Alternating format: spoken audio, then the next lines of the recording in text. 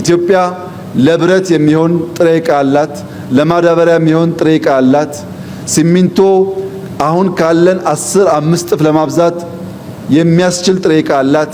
ኢትዮጵያውያን ጨክነን ብንሰራ የኮንስትራክሽን ሴክተር በመለወጥ ግብርናን በመለወጥ በልቶ የሚያድር ብቻ ሳይሆን በዘመናዊ ቤት የሚኖር ዲግኒፋይድ ላይፍ የሚኖር ኢትዮጵያን ማበራከት እንችላለን። ይህን ለማድረግ በሲሚንቶ ፋብሪካ የጀመርነውን ንቅናቄ ይህ ሲሚንቶ ፋብሪካ አሁን ኢትዮጵያ ውስጥ ካሉ ፋብሪካዎች ተደምረው ከሚያመርቱት ግማሽ ገደማ ማምረት ይችላል። 2 ብንሰራ ኢትዮጵያ ውስጥ እስካሁን ያለውን ፋብሪካ 100% የሚሸፍን ይሆናል ማለት ነው። ግዙፍ ነው ሲባል በርካታ ፋብሪካዎች አሉ።